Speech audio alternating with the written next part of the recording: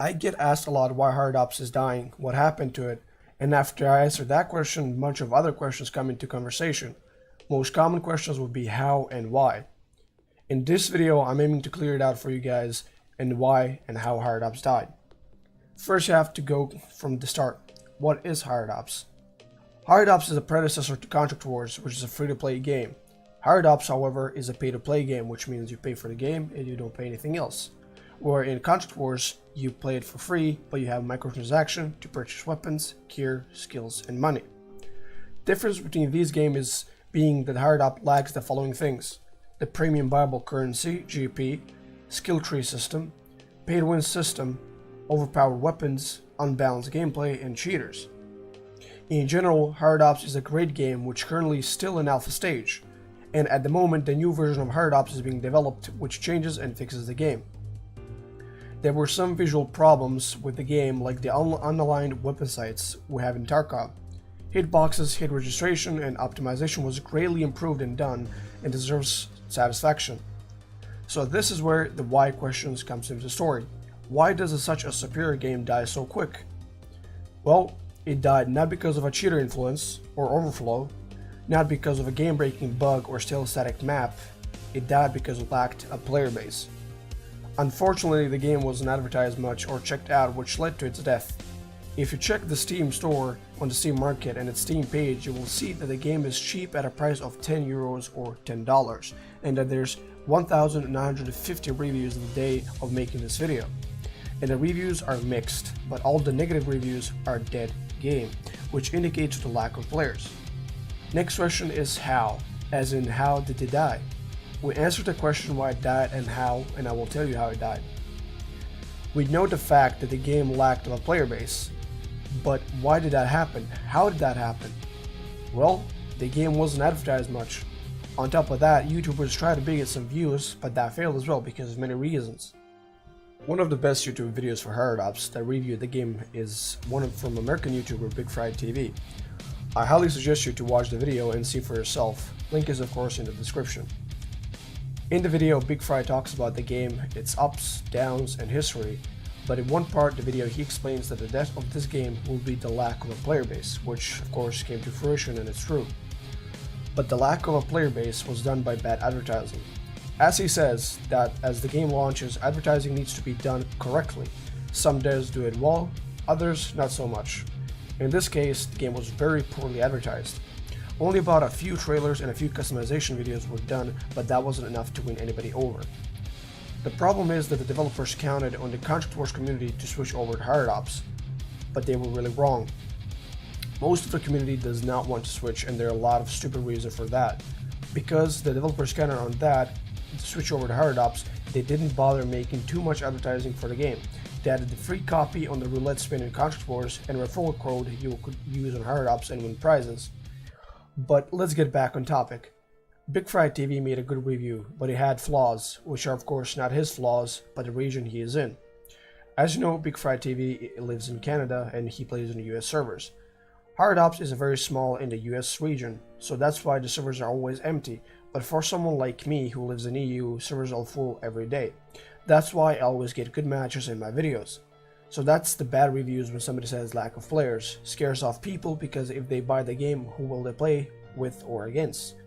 If you're wondering how big are the communities in Hard Ops, Russian community is the biggest one. Second one will be Europe, and the third one, which will be the smallest, is America.